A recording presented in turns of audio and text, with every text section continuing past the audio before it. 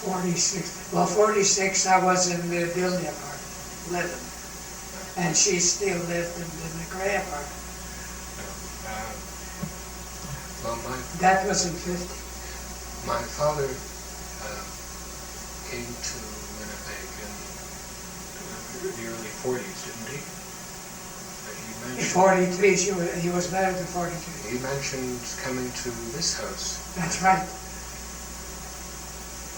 So that's right, all the way back. Maybe I'm getting mixed up. Maybe it was 40. Or before that time. 30, I think we bought this building in 1930. This house was you owned this house. We bought this home in 1930. And you moved in then, so. Yeah, we moved in all in 1930. That's right. 1930, I was still in the fur business at that time. And who lived here then? Who lived here? Who came with you when you moved in 1930? My mother-in-law and Emma and Ida. But then Ida moved to the States and stayed with Sharon. But Emma was here. But after Emma was married already too. And they lived here for a while too, till they moved out. It's a whole mix-up at that time. I don't remember well what was going on. But I lived in this house all the time. Never moved out since I moved out from the gray apartment. And after in 61, I was still in business. Oh, that's right, I was in the candy business. 1950. That's right, I was in the candy business. And in 60, I was in partners with a fellow by the name of Sam Kroger in the candy business. And I lived here with my mother-in-law. My mother-in-law used to go for the winter to the States and stay with Sarah. And I was staying here alone at that time. But that's right, too. And in 1961, we parked with Sam Kroger. 1962, my mother-in-law passed away. So since it was her home, somebody had to buy her home. So, and I owed their money, whatever I owed at the time, because I was just paying up. So my accountant figured out how much money I owed her on the $5,000, and also how much this home was sold at the time. And then this home was sold for $6,000. So I paid no more than that. I paid more. I think $65,000. Hold on, let me think. Just hold it to me. 6,030, and I bought the home in 61. So in them days, I think the house was 6,500. I bought this home for the value at that time was already $6,500 with all the furniture inside. So that's how much the home cost me at the time. This was already my own name. So this home was mine from there on. And the other monies she had. What she did with the money, I think she had an account or something. I have no idea how she did with her money.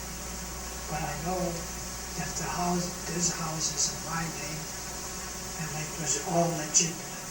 From there on, I lived here all my life, in this home. And in 1943,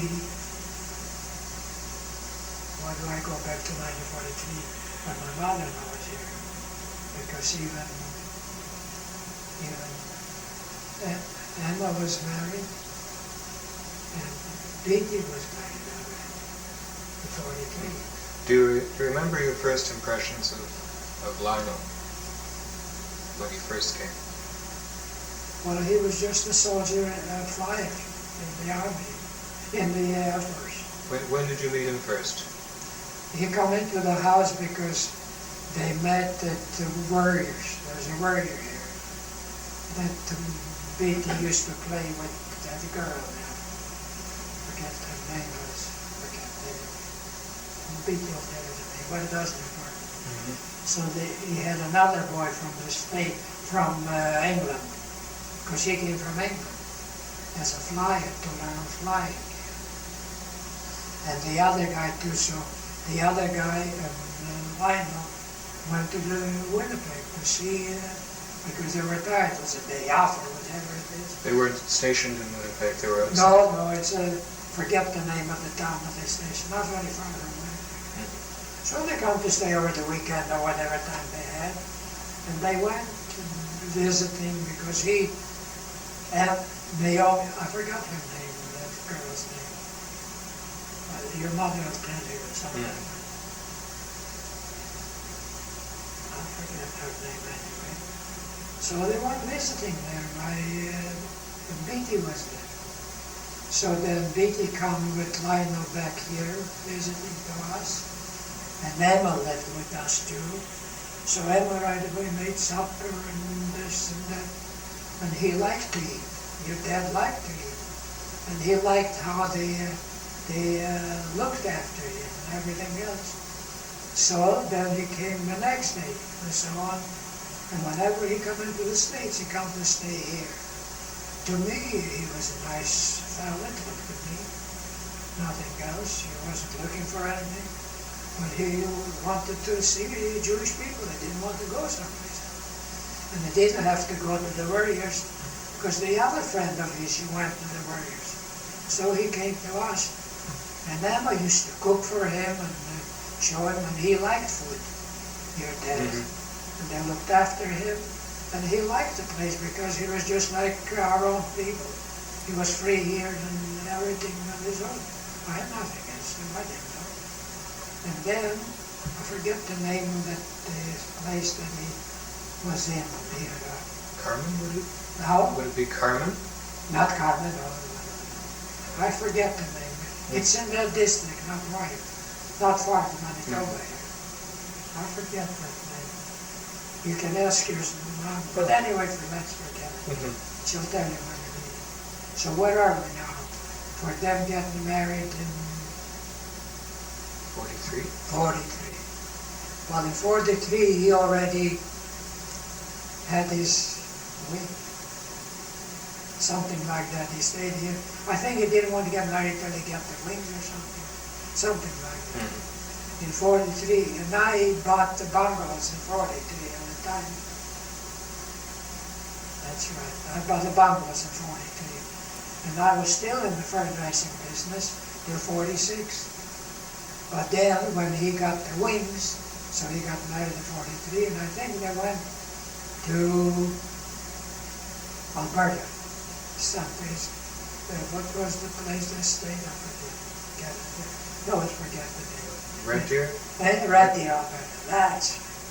They were in a Red Deer. So they stayed there. Don't remember whether his friend went there too. I don't know. But he went there. So he was left together, and I had the bungalows, and I still lived here. And I was already in the camping business. And Aubrey or Emma and Alex were living here too? Emma and Alec, let me think what happened. They went to the States. And he was a barber in the States for a while. Then he come back, he didn't like it. So he went to Kenora and opened up a barber shop.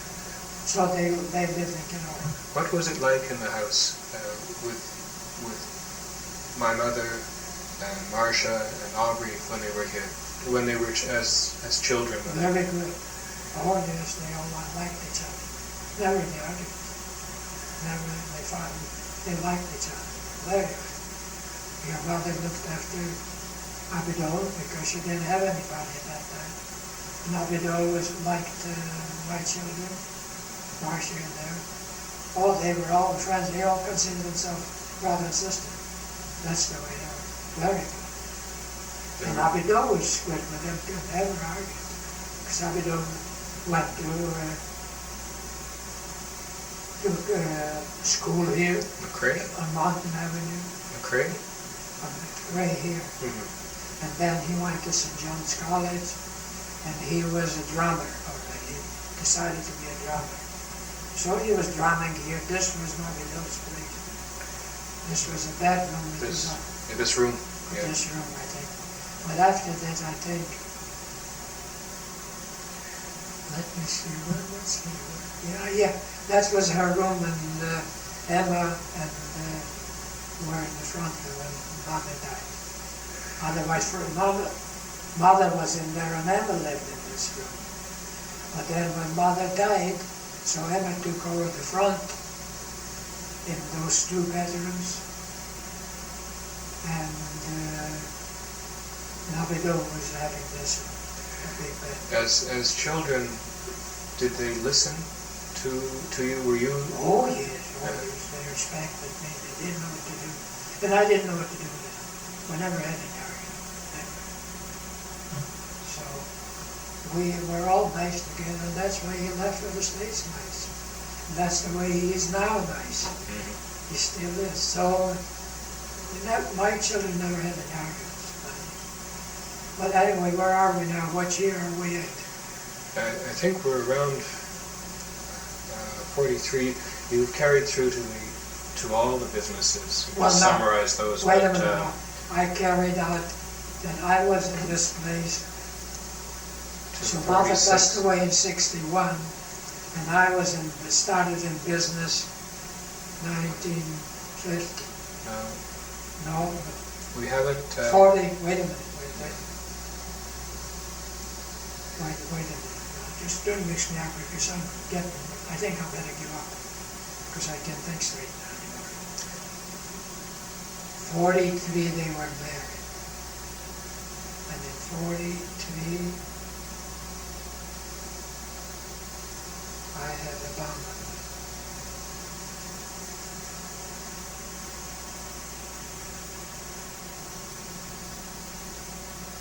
Let me think, what year did I go with them at the Norwood Hotel?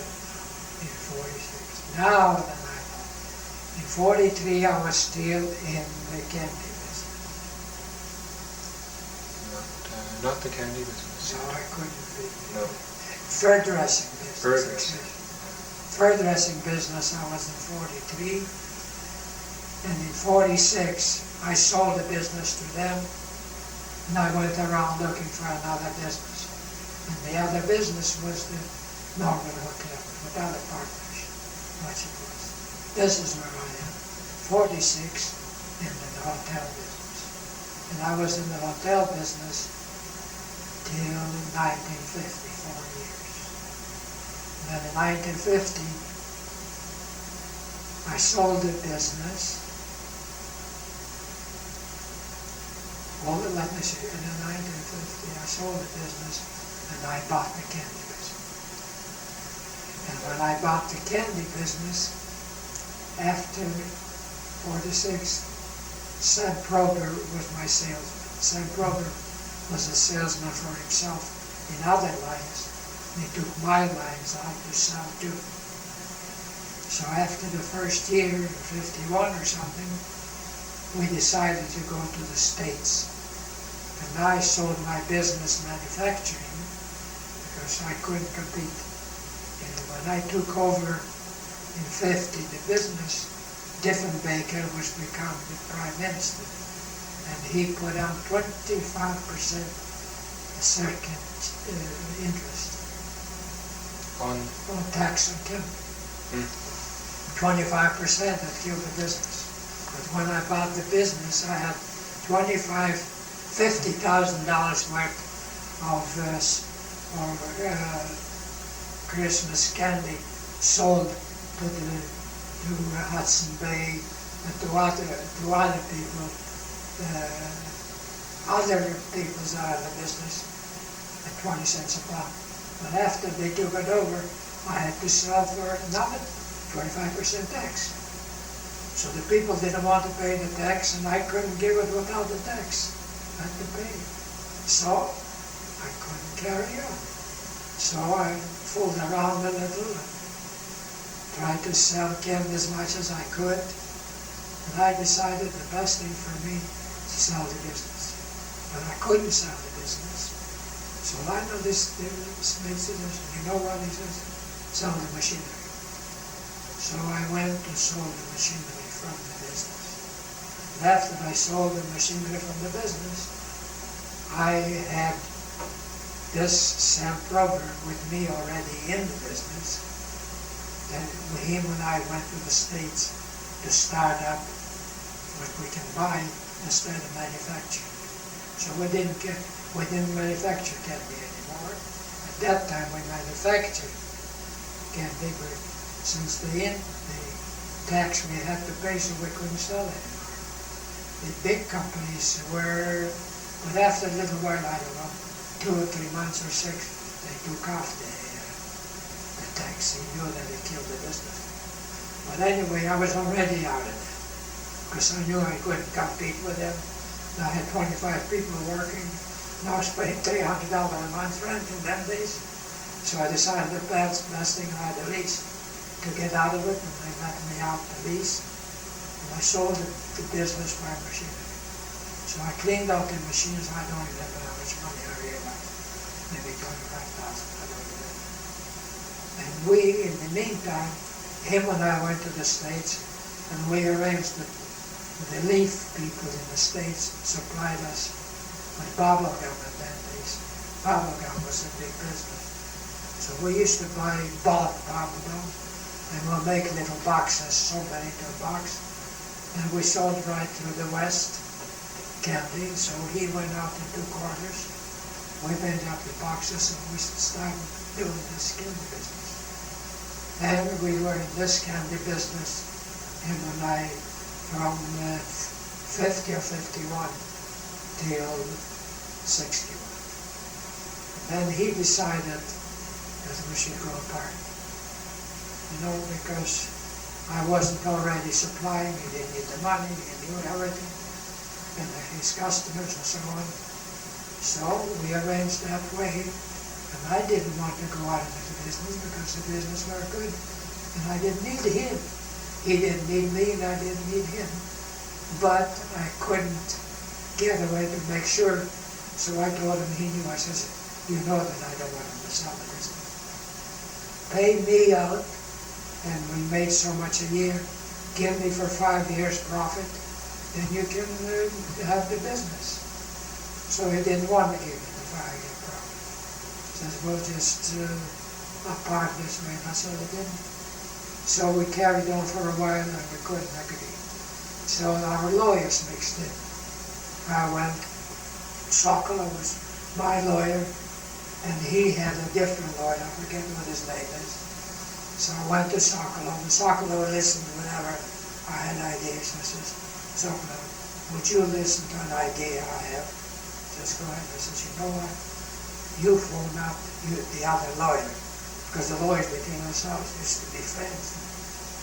Tell him that if he wants to make a deal, let him suggest for a meeting, because 3 months or 6 months we went out without him doing anything. He didn't go out, but he couldn't make a deal. That if he's willing to make a meeting, so I'll be, then he'll phone me. Not that I told him to do it. Don't tell him that I told him how to do it. You tell him that that's your idea. Sokolow's idea to the other lawyer.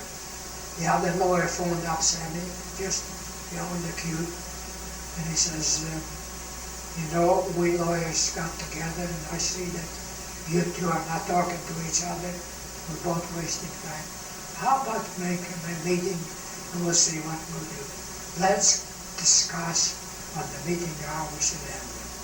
So I spoke ahead to Sokolow, and I told him the best way would be either whatever we agreed to pay him so much or so much, or he paid me so much or so much.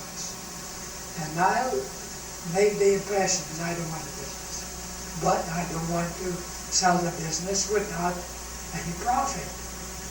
So he was sure that I don't want the business. So he came in and he says, whatever he offers, I have a right to to offer him back again. And if I agree, I'll attach $1,000 check. If he agrees, he'll attach $1,000 check, and he can back out whether he take over the business. But the building was mine then, not his. I pay rent, the building on Pacific Avenue. So we decided on the meeting. So he thought it was a good idea. So he came out with the idea that he wants something to give me $30,000 or something. And some of it is the goodwill, whatever it was. And I wanted $35,000. I says, give me $35,000 and you'll have the business. So he says, no, you won't give me $35,000. This is the way they agree with it. But I says, I have a right to discuss it. So after a few days, I went to Sokolov and I says, I'll take the business. When they got the letter, and here is $1,000 check, and we'll have a meeting, and we had a meeting and we discussed it, and he came to the meeting and I says, well, if you give me $35,000, it's yours. $30,000, I'll give you $30,000. So he couldn't get out of it. He didn't want it, because that's the agreement. So I gave him $30,000 and left the business. And I think it was some goodwill in it, the stock in it, the business in it. From there on, I was running, and your father was the manager, and Lawrence was salesman. We made him as a salesman. At that time, he learned already to be a salesman under him, under Sam. Because Sam was a good salesman. He traveled right through Manitoba, he traveled Saskatchewan, he traveled Alberta, all these provinces, sell wholesale. And Lawrence was selling retail. We started retail too in the city, and then we had on the company. So that's how we run the candy business. And this is when we up to here. And this is how my son-in-laws run it. And I had my business then. And I had it in my own building. I pretty much all rent. And the first time I had there was 4 stores in there. So one store we had the business, one store I had it rented, another 2 stores was rented to somebody else. But after a little while, the one store that was in there, I took over. So we ran 2 stores, and 2 stores was rented by ourselves. So from then on, we stayed in the business up to 46. After 46, they decided to move in a bigger building, like Lino and Lawrence. But we had to pay $1,000 a month. In here, they only paid, I think, $200 to $300 a month. It's cheaper because of my own building. Anyways, so we were never do good business there, even with $1,000 a month. Because our business was growing. We covered all of Manitoba. And Lino was going and selling to the wholesalers. But then when the freight went up, Lino couldn't go anymore selling to the wholesalers because the wholesale price went up in the candy and the labor and freight, and we couldn't meet the price. He went out and there was many profit and then expense extra, going by car and everything else. So we still run the retail business. Lawrence was the salesman, and Lino was running the office. Otherwise, we had an accountant there at the time, but then we let the account go, and Lino was running it, because Lino left the business for a year's time. He went to the States. He thought he'd do better. But after he was away for a year's time, he couldn't do as well. So he phoned me up and he says he'd like to come back. When he phoned me to come back, I discussed it with Sammy, because Sam was still with me at the time. I says, Lino wants to come back. So he says, let him come back. So he came back and we hired him again. So he was the bookkeeper, because it wasn't that much business, and he was the manager, and Sam was the salesman. In 61, that was in, what year was it, did I say? See, I get mixed up with it. Too much talking and thinking. What year was it that did he come from the States? Well, that's What year did he 58. go to the States? 57. 57. In 57, he left for the States. I think I came back in 58. Maybe. Practically, that's right. That's possible. And then, Well, that's... and then he was back with us with 61 till Sam decided to go out of it. Maybe, you're right. 57, 58. Anyway, within a year, then they knew the story. Anyway, so then Sam was out of it, and Lina was running the business. And I was doing work with him rather more, not much.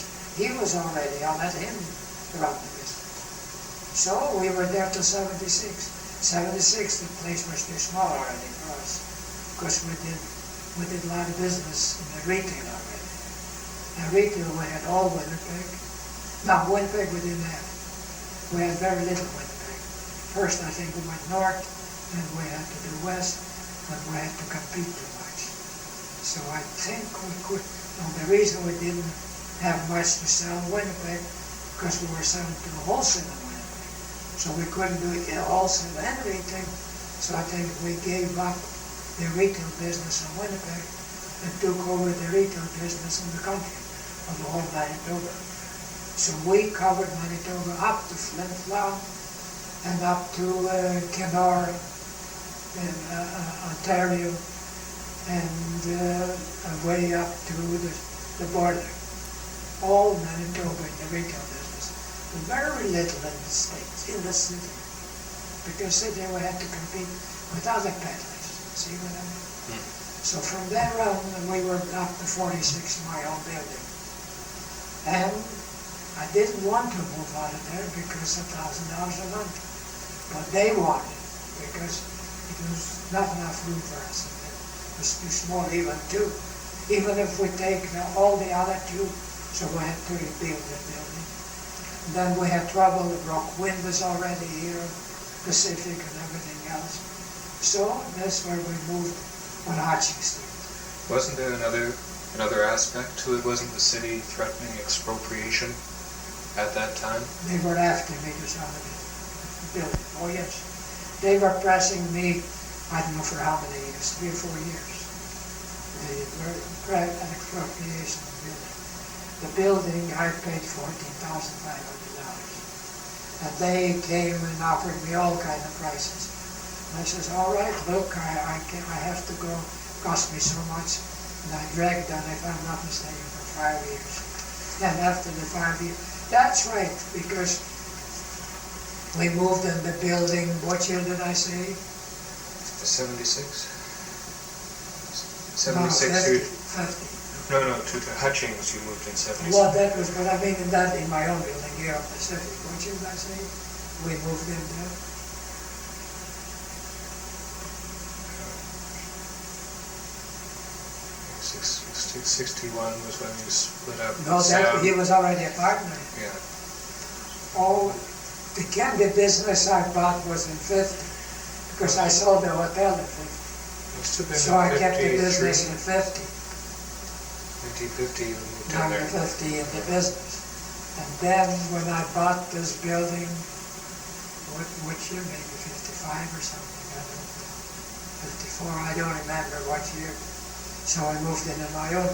Although I had a year, we had a store on the Wolseley Avenue near Sherbrooke, $50 a month. So that place was already too small because we were already bringing in stuff.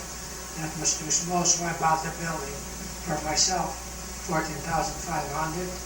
And I get the rent, I think at that time I got myself for $100 a month. So we rent, it must have been in 52 that we went into the business, in the candy business, the bringing in stuff. and 51, and I think there was the NDP was taken over, 51 or 52, I don't know, 53, I don't remember.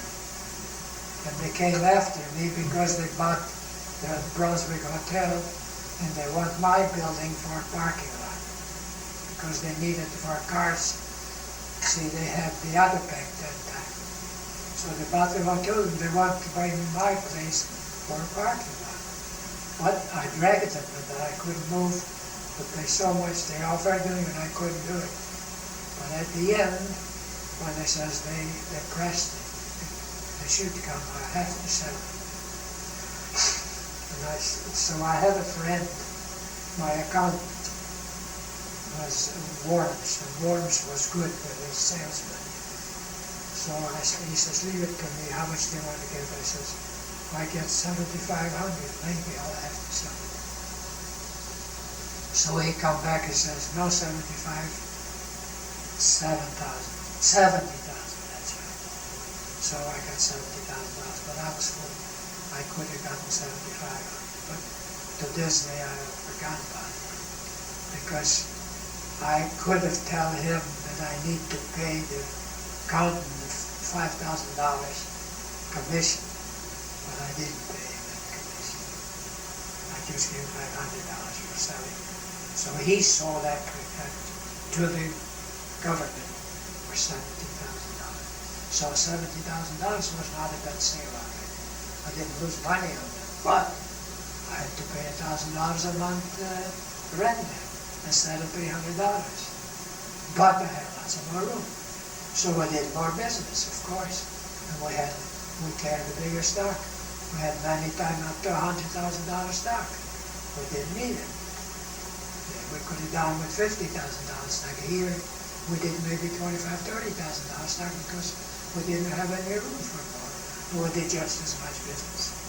But when we were there, so he used to buy heavy because Lars used to buy, he used to sell. So we had a big stock there. We did business, we didn't lose any money, we did good business. Up till it was happening that Lars decided to get out of it. What year was it? 2-3 years ago now? In 76? What year was it? 76, like when we moved in. 76. It must be, this is 85. This is 85. Is it 1981, 82? Something like this, 81 or 82, that's right. In 82 I was, because I already 2 or 3 years already there out. So he came and they couldn't agree between themselves. Lawrence and Lionel couldn't agree between themselves. Lionel was trying his best to stay in business, and Lawrence was trying his best to get out of the business.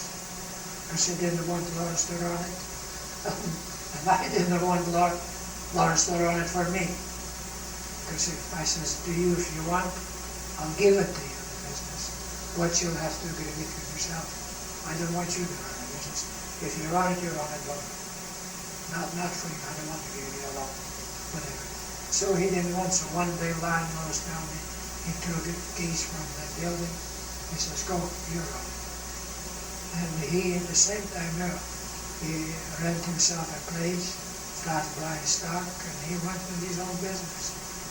He went in his own business, so we couldn't compete with him because Lionel didn't know these customers. Lionel was the inside man, and Lawrence was in the same business as he was with me.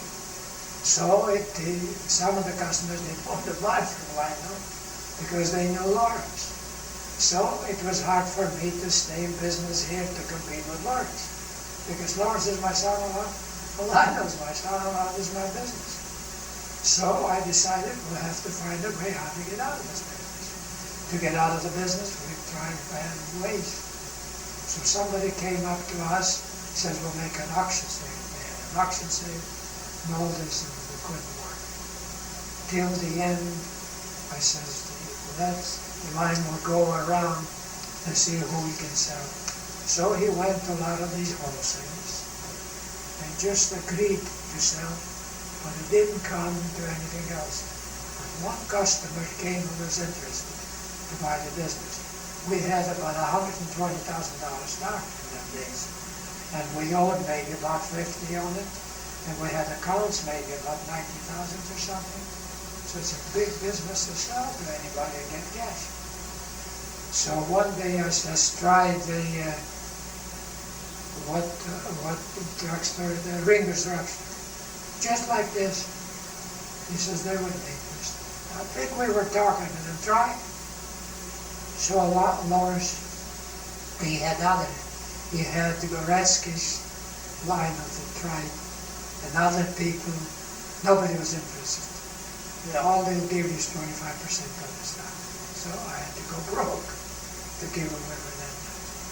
So I said, whether he went on his own, not my idea, or maybe I says, try Ringers. So either he said, how would he get interest? I says, try when you lose. Or he went to see him, I don't know how.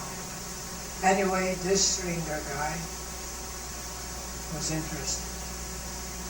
And so he says he come to see the stock, and he come with his manager, his boss. They like the stock. And he says, now he went away. He says, give me an offer. And this offer was very good. Because he was the best offer he gave us, better than the others. And we agreed with him without writing or anything. So he phoned up, and we got, I think, 75% or something, and we got 75 plus 25. Anyway, we didn't lose very much money on the whole thing. He was a very good buyer. There was no argument. He took everything we had there, we turned into money. And we had $120,000 stock, but we had some stock that Lina decided to send it back rather than selling it. So all we did is pay the freight and took out the accounts that we shouldn't owe. So from the 50,000, 20,000 went back for the accounts. So all we were owed at that time was only about $20,000. Our stock was only about, $80,000 or $90,000. So he agreed to our price. We shook hands without the writing. The only thing is he told Lionel to make a writing agreement. Lionel made a sort of writing agreement. They both signed. They gave us $10,000 deposit. And within a week, we agreed that he can take out the stock within this month.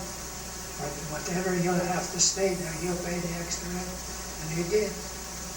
So it didn't cost us any rent. And he paid cash, whatever the amount was. It was $88,000.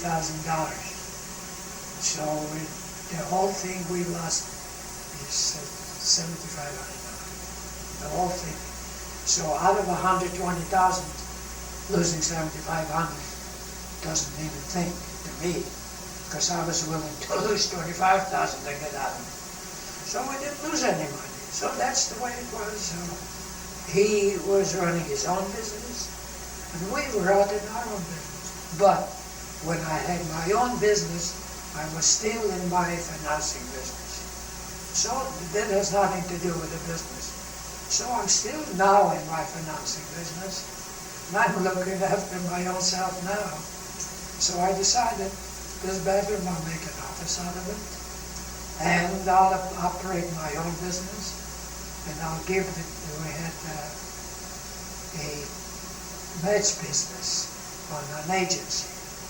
We were getting a percentage, and that was from the Victoria Kennedy. So Victoria Kennedy, the matches I gave up to Dad, I signed it to him, and he was in business for himself, and I was in business for myself, not in the Kennedy business, but in myself that I had when I had the Kennedy business, because I was in the financing business at that time. Actually not that big, because I didn't have that much then, but gradually it accumulated, and I had a bigger business, and I had to run it right. So this is where I am in the business now, in the financing business, or the investment, I'd call it investment business anyway. And Dad runs the match business, and his own interest that he has a few dollars, and mom has her own money, so they're making a living, that's right, they're not hard up. And now he's getting 65, he's going to get pension too. Could you tell me a bit about your investment business? So generally what you're doing now? Oh yes, I do big business. And my business would be close maybe to, I'd say, close to $500 million. That's a big business that I'm doing. Oh yes. But my goal, something like maybe $300,000. I don't know what it is. All I can. Some investment, that's how they're running. What kind of investments are you looking after now? Well, those are what they call it, the certificates with the trust companies, with the bank, and with the government, with the Manitoba government, and with the federal government. That's all my investments are. And now I'm insured. I don't give any more than you're insured for the government. 60,000 is the maximum I give, and then when you would give 60. Because I don't want to be so much in one account. Because the interest is not insured. It's just the principal is insured. I know we've talked before about the things that you do daily or weekly for your business, but maybe you could tell me again about how you manage the business here in the office, sort of through the week. Through the week is nothing, because some of them I have for 3 years, some of them I have for 2 years, and some of them I have for a year. It all depends what my investments are for exchanging. And I don't have anything to do. When the time comes, a month or so, they send me a note that it's expired at that and that date. Whatever you want to do, you can do. I can do it over the phone. I don't have. All I have to do is bring them the old certificates and make myself out the new certificates. Whatever the interest is. It was a high interest. I used to get 20.25%. Don't forget that high interest I used to get. As a matter of fact, I still have now. I don't know how much it is. At 13.75% I still paying, and it's not due till 87. And I have 12.25% that are due in 86. So this is how I have, because they're all invested. I have no money laying around or anything without investing. How do you keep track of the rates? That's right. I have a way book that I do my own business, and I have a filing cabinet. And I'll show you my filing cabinet if you let me.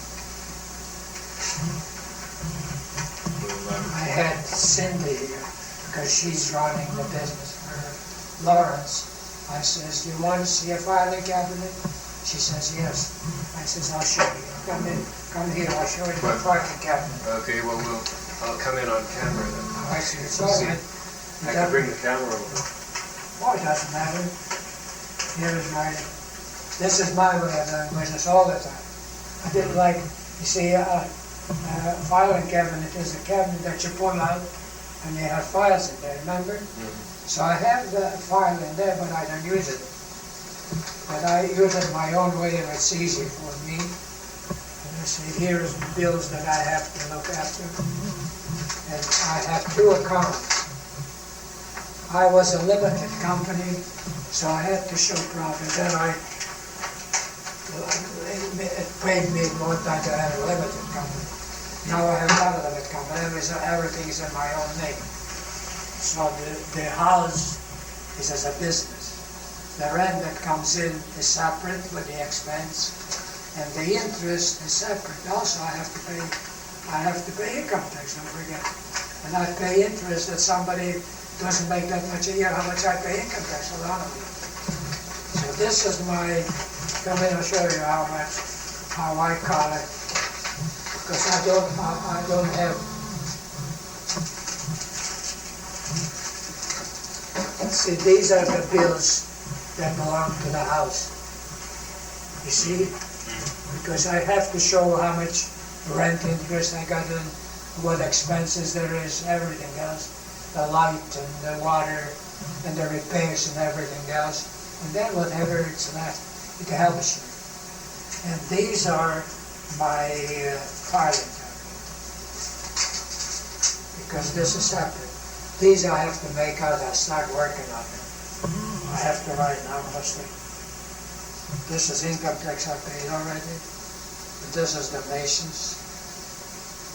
I have to have it. Each one, whatever it is.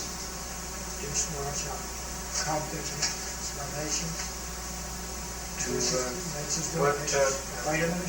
What charities or places do you donate to? Well, whatever I give, I don't care what they are, as long as it's donations. I gotta show donations anyway, because I don't want to pay too much. Here is my pensions. This is my pension. So in there, there's one account. Now this is the government, federal government. All of this is my file. This is my government. Here is Manitoba Properties. That's Manitoba government. And this is Inland Trust. This is Canada. This is Credit Financial Trust. This is Columbia Trust. 2 accounts there. This is Northwest Trust. This is, what is this? Canada commercial. They went closed, but they paid out. This is Permanent Trust. This is Pioneer Trust. So this is my filing cabinet.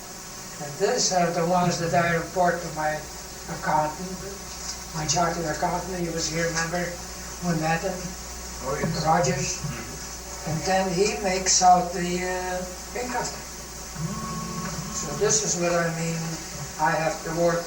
Now I'll have to get busy, because in November, you know, in November, I gotta wait till I get the T4 forms from these people.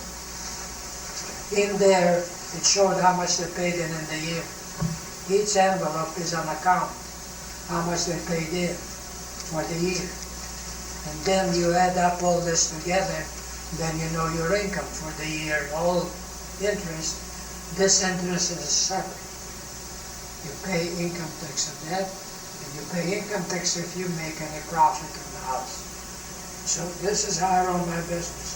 So when I was okay running around, so I used to watch the paper, because at one time you didn't, as long as it was an interest, everybody was the same. But then they start competing between themselves. So I had to watch in the paper the rent, the interest, how much each one pays. So whoever paid more, I dealt with them. I wasn't obligated to anybody to deal with. Whoever I want, I paid. So the cheapest one now I have, the interest that I have, the only one $10,000 one is 9 1/8. Because I was sick to handle it. So I let your dad go to change that. It was due. That's all they offered at the time, so I didn't want to bother. But the cheapest one is 10 3/4. And that's only for a year till 86. But some of them I did before. So I have accounts 13 3/4 and 12 1/4. That is up to 86 and 87. So these are still the people who owe you. But I mean, this is my filing cabinet. It's a joke, but it works.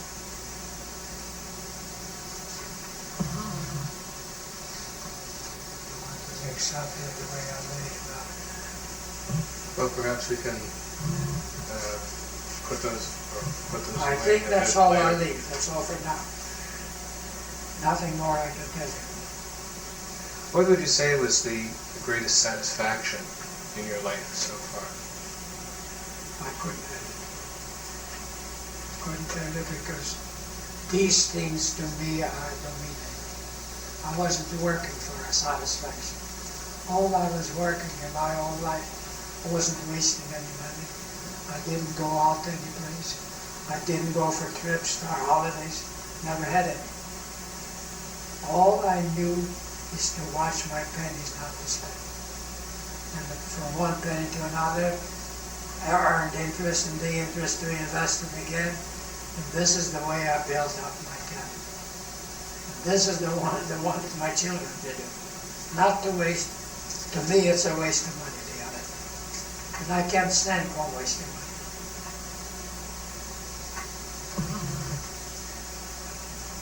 So you lived such a long and eventful life. To me, I wasn't wasting it, as far as I'm concerned. Could you offer some advice? The advice is, it's my own, and each one lives his own way. And I can't put on what it suits me, that it suits you.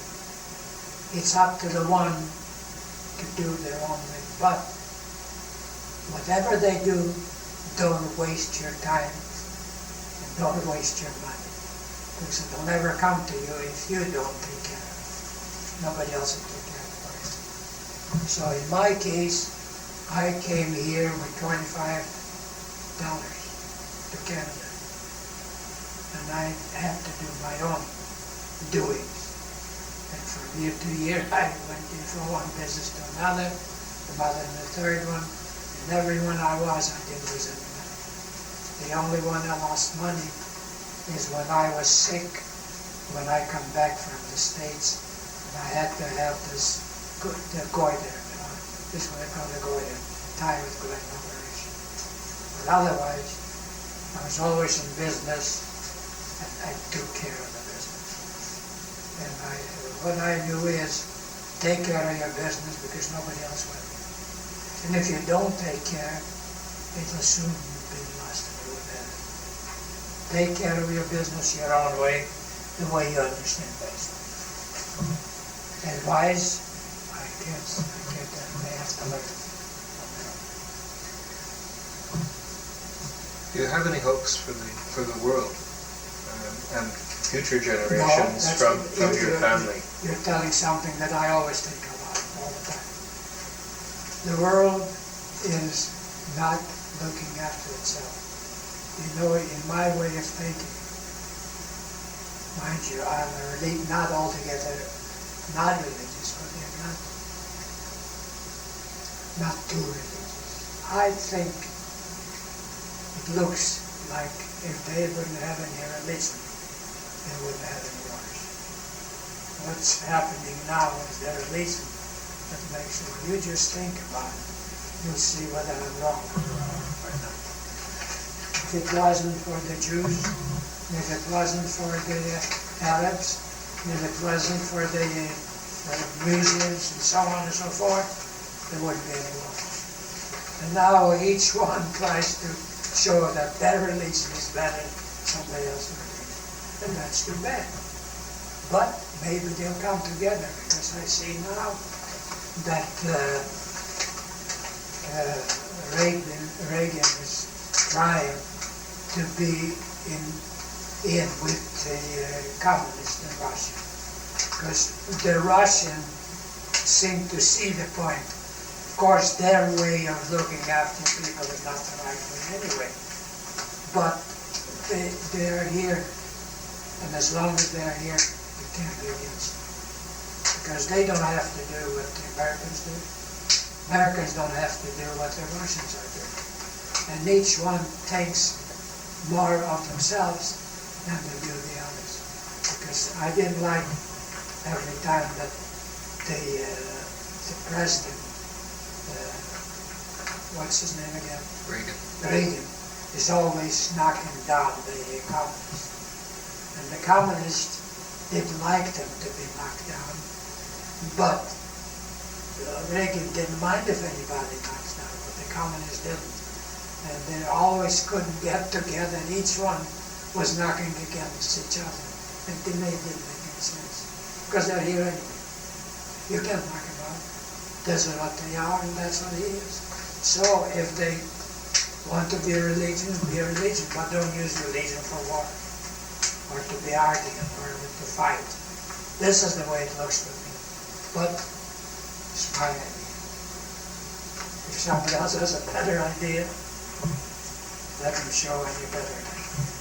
So that's why I don't know how to give anybody any advice, and I don't like to give advice.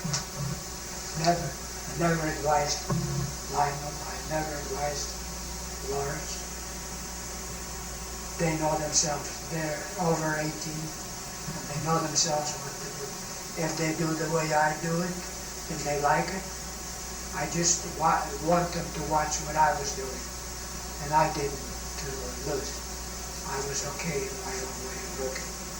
And I didn't ask anybody for advice, and I didn't ask anybody for it. Whenever I came, I had a good lawyer. And he passed away, Sokolov. And Sokolov, whatever I said, because I had, with this Sam Prober, I had trouble.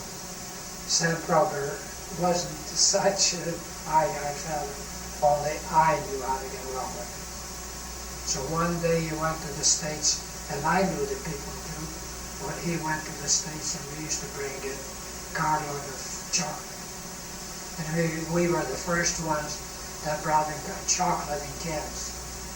And the cans with a machine that they boil the chocolate, and then they sell from the machine. If they take so many cases of chocolate, they give them the machine free. And we made a lot of money on that. So he went, and we agreed with him. I wasn't there at the time, but we agreed. They gave us the agency for Canada. So one day he decided to go for a holiday to the States, Sam. And he went to these people, I forget their name already, I think it was the chocolate people or for the States. And I get a letter, and he was there and come back, and a letter, or a few days later, I get a letter that they gave him the agency for this company, for the Canadian chocolate to Sam Prober.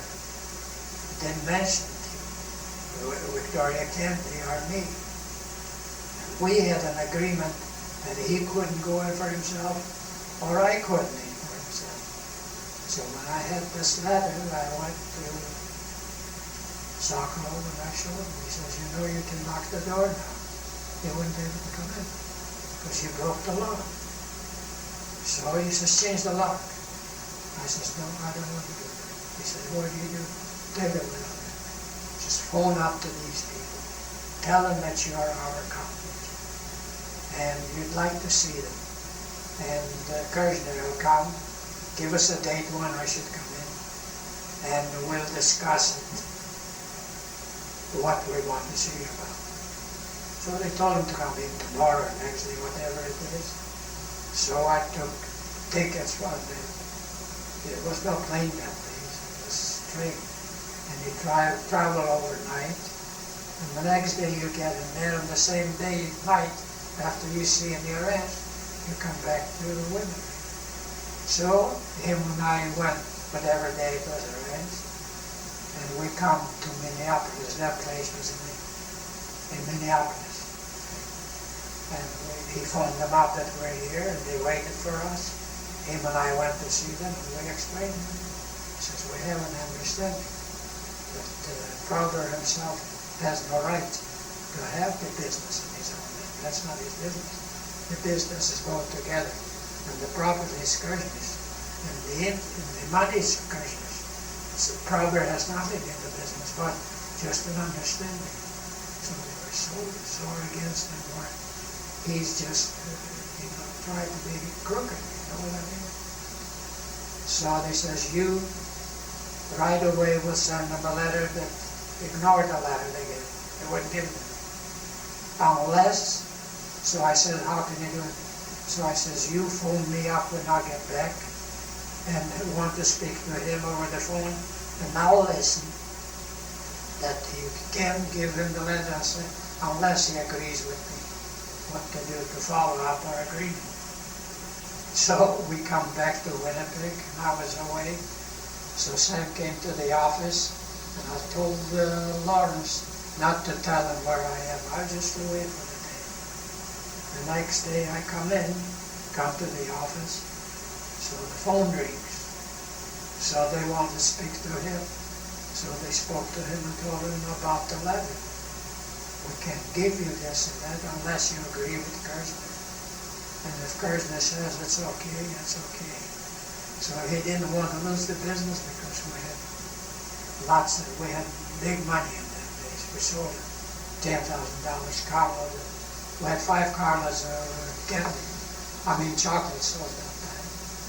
So they told him the only way you'll stay with Kershner if you follow up with him, because I already told him what he is, and he didn't have a name. He lost his name before. The only thing is, to me, it didn't matter, because he didn't handle the case. I handled it.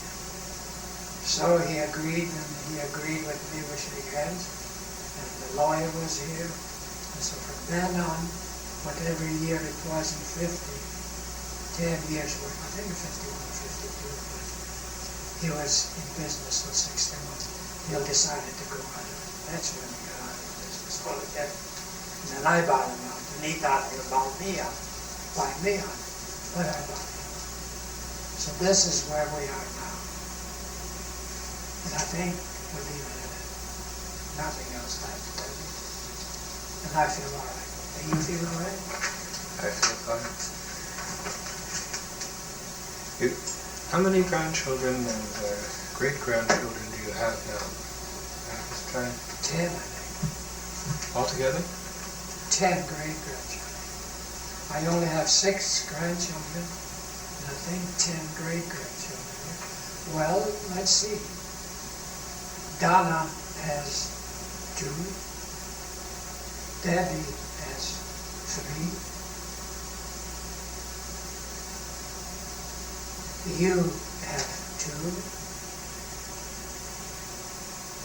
Eileen has 3. Well, that's all. How many is it? 3 and 3 is 6. And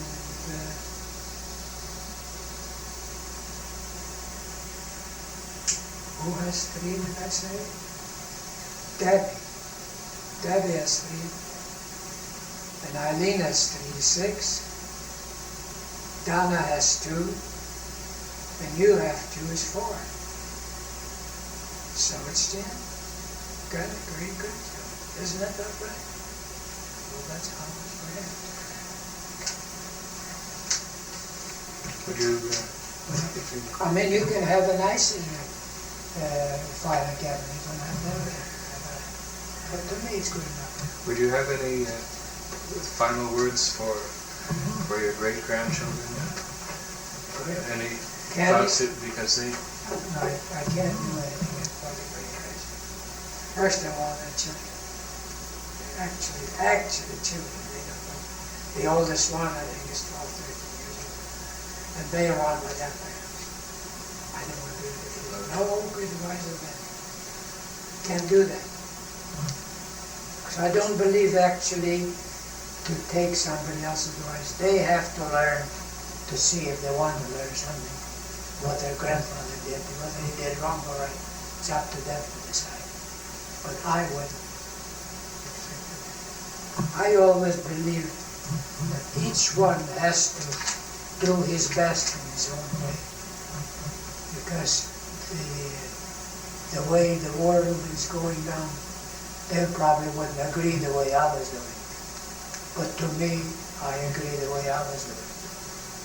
And it's hard for me to impose or give advice. No, I never did give advice. He only gave advice if somebody come and ask me suggestions or something, if they're in business or anything like that.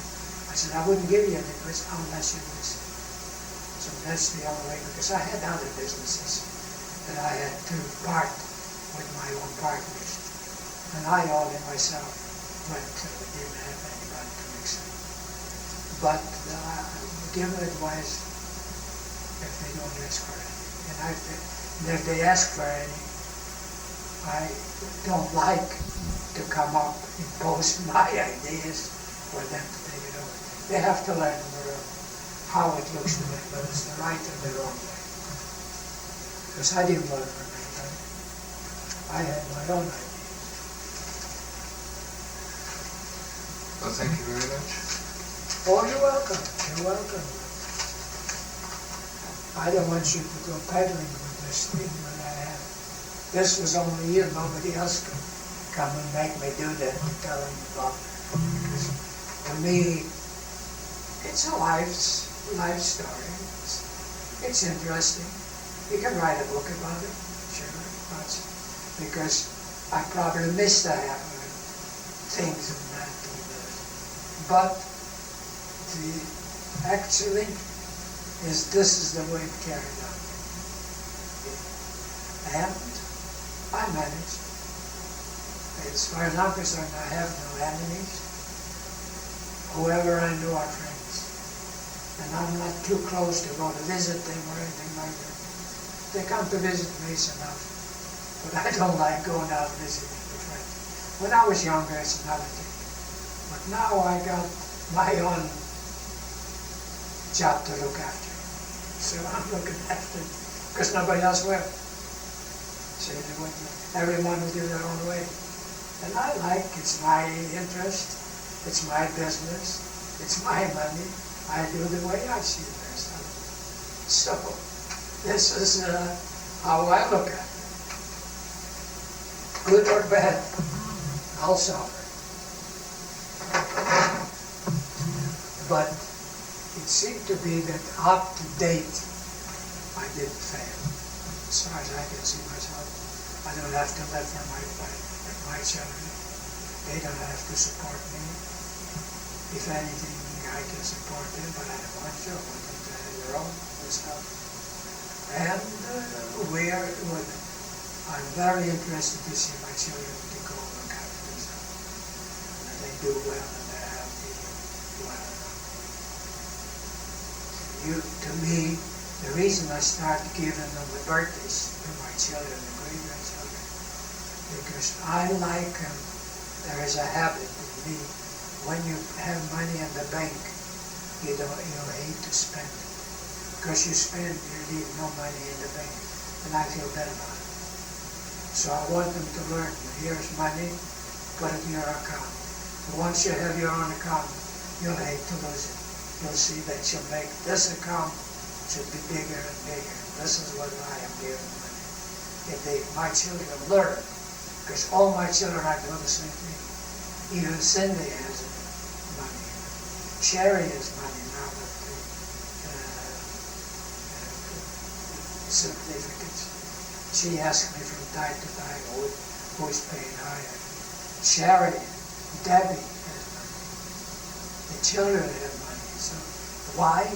Because I want them to be interested that money is nothing not to waste or spend. Money is you have when you need it. If you need it, it's another thing, but it's not wasted.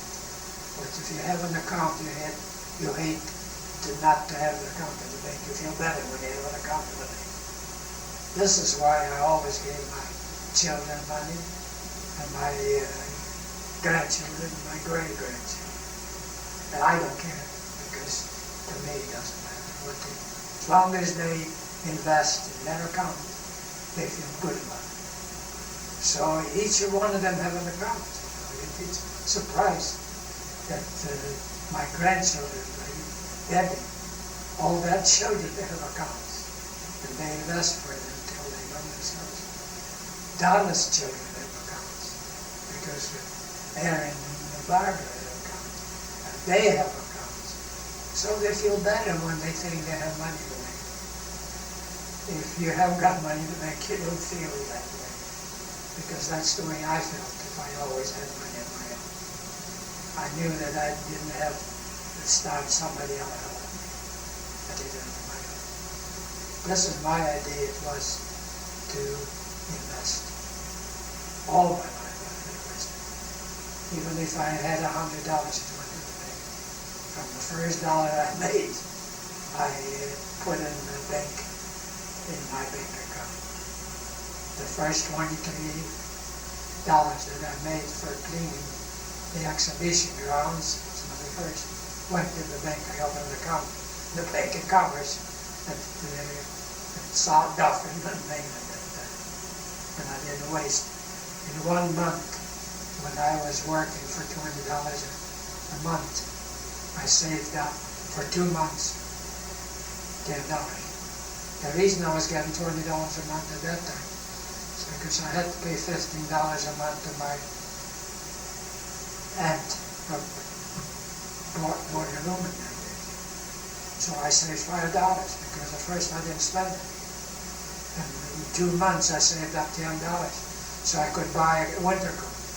That's my first winter coat I bought it. That means it was pretty cold. I paid $10 for a very warm coat. This is what I mean, what money does to you. And once you start feeling you have an account at the bank, you hate to spend it on something else that you think it's just a spend, a waste. You spend it what you need. So these birthday presents that I give is for a reason, because I want them not to spend for candy or anything, or just go out on trips. Once in a while, when they have their own money, well, they can go for trips and go on holidays already, but they have an account with their own money, and they learn. They all have accounts. Debbie's children have accounts. Donna's children have accounts. And Eileen's, I don't know what it says, because I need it down to bed. Because she lives on the London garden or whatever. I'm sorry for her. Because that's the way she carried on. She's a good kid. A really good-hearted kid. But it didn't work out well with her. But now she's all right. Because he learned to be an accountant.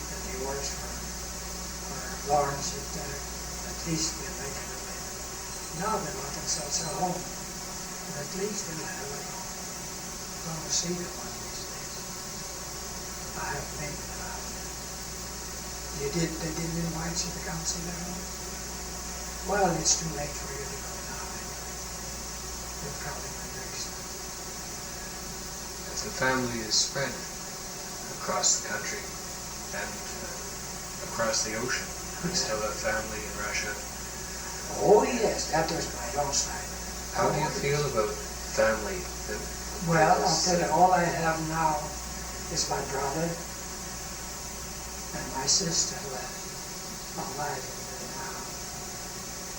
All the others have died now. My mother died, that I didn't remember yet.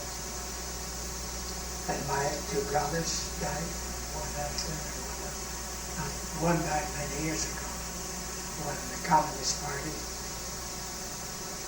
started up. So at that time, you were allowed to take land. You could become a farmer if you wanted. So I don't know where he went to, I think, out to Moscow someplace, and got himself land to stay. He wanted to be a farmer. And he stayed there overnight and got himself a cold. And after the cold, he got his lungs, or whatever you call it, and he passed away in a lung, that's right. He passed away because he wanted to be in business for himself. And then the younger one was working for the government, and he was sick. I think he also couldn't live very long, passed away. My sister is well-educated. She's in economy and another diploma she had, and she works for the government. Even now, she's older. She's the oldest of them, but she's very respected by the government. They pay for her home, they pay for her cars, and she has a book with checks to take out that she needs. She's okay. And my brother, this brother here, he's taking pension. She takes pension too besides.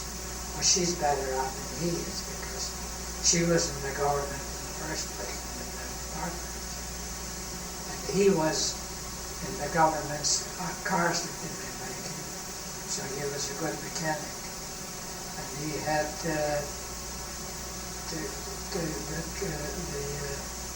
what they call it when they give you for a year, what do you call those things? When you buy a car, they give you warranty. He was in the warranty department, and he knew how to repair cars, and he knew how to repair tractors and everything else. So he was all right there. He didn't make a living. But he's not well now, and his wife is sick, and my sister is sick. She can hardly walk right. So this is what I can do in life. And I wouldn't go to Russia even if they sent me a ticket. I didn't want to go. I was there in 1965. I was there for 21 days, I think it was. So that was a story in itself, how you found them. That's right. Oh, finding them, that is a story in itself. You are right. See, because I was here in 13, the war broke out, so nobody could come in already in them days. And at that time I couldn't go out, but I didn't know where they were, and they didn't know where I was. So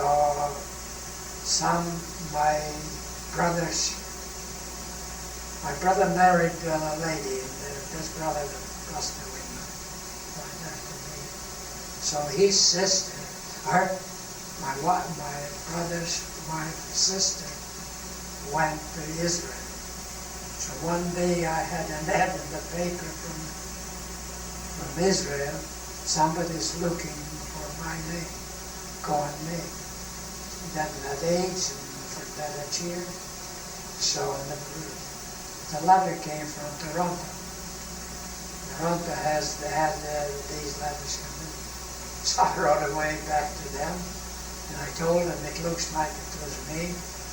So they gave me the address, and I wrote a letter to them. And from then on, I corresponded with them, and she gave me the address for my folks in there. They were in Moscow, and gave me the address. This is how I got in touch with my folks, which I didn't know after the war. You were looking for them for a long time. I was looking, but I didn't know what to write, because I got to the government, I applied there, and they didn't know where they were, because I had an uncle, I had two uncles that I lived with many years. They was right out there. And I also, my mother and my brother and sister, and I didn't know where they were. But then when I found out, I decided what year I can go back. And we figured out in 65 that I knew where they were. And I wouldn't go until they write a letter to me that I can't go. And I was allowed to go because I didn't want to go on my own and let me stop. So I had a letter from them where they were, and it was all right for me to go. So at that time I left through England. From Winnipeg I went to Toronto. From Toronto I went to England. And from England I went to Moscow. And I was in Moscow for 21 days. And then I come back.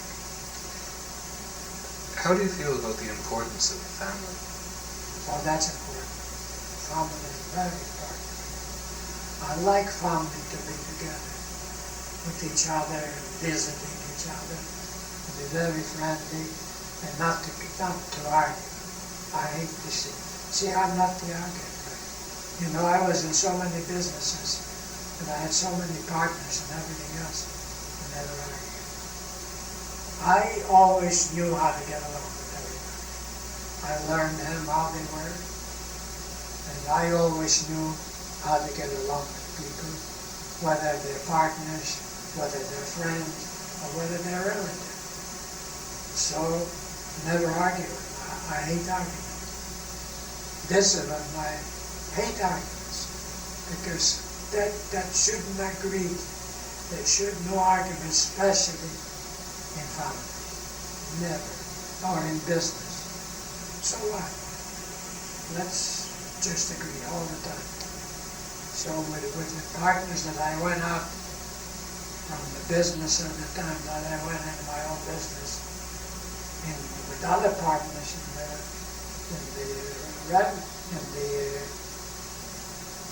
what is it, now television, I can't read the name.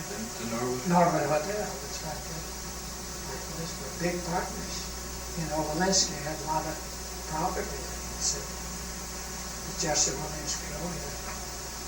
And he still had his son next. Walensky is now married to a lawyer because Sokolov died.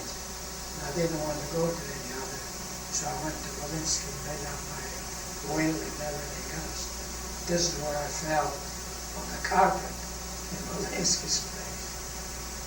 But anyway, I like to be friendly, no arguments. I don't care if mine goes over more than they do, it doesn't matter. As long as no argument. Friendly, that's all I like. But visiting sometimes, I like to go visiting sometimes, but friendly in the family, to see each other and not to impose on each other. Just friendly.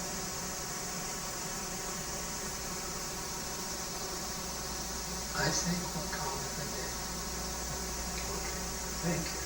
Thank you.